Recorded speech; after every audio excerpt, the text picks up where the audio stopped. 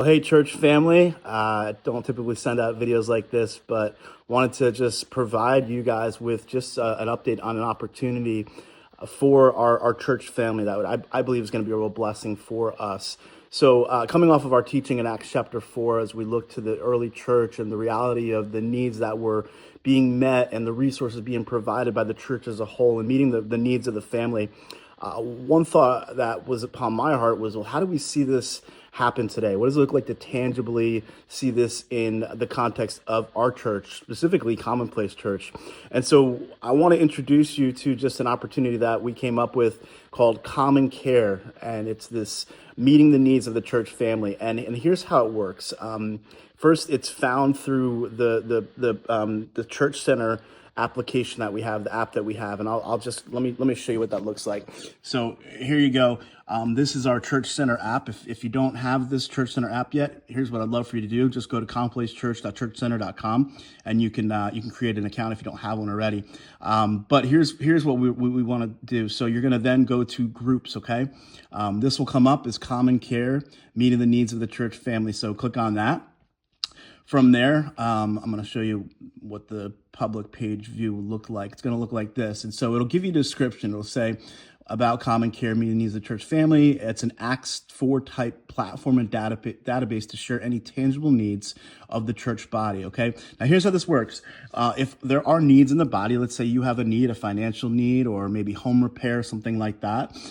These needs you can post these needs, and now they're posted anonymously. So they go to the group administrator, and the administrator will post the need. It won't post at that point who it's for, things like that. We just want to keep it anonymous for the moment, just in case that's what people desire.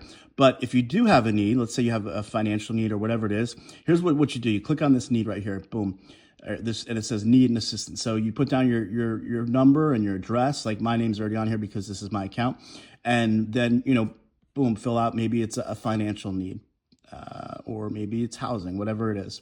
And then boom, submit that. So what that'll do, that'll go to the administrator, and the administrator will then put that need into the group, and the group will receive a need with just sharing, not any details except just there's a need, financial, housing, and maybe details of what that need is, just in more of a specific way. So from there, what's going to happen, let me go back here, is that'll be posted in this where it says conversations here. So here's a test that says a home repair needed in Bud Lake. That's my house, actually. And I don't really, well, I probably do, but just as an example. So, and then it says, so if you're a part of this group, you'll get this will pop up. And then if you're interested and able to meet this need, then here's what you do. You click on this form right here.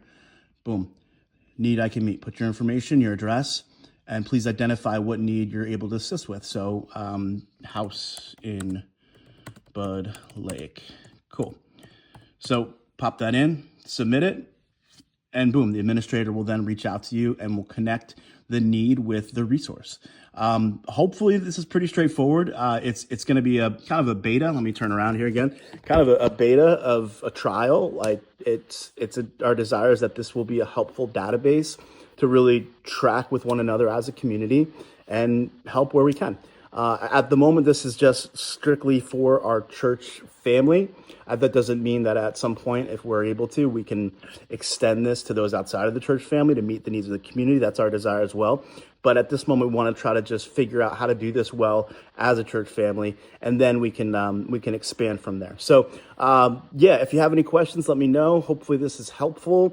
Like I said, if you don't have Church Center, it's not going to work. So I would encourage you to get Church Center. You can actually get on Church Center. There's a bunch of different communications that come out each week, devotionals for the week. It's just a really great way to communicate throughout the week as a church family. So thanks for your time. And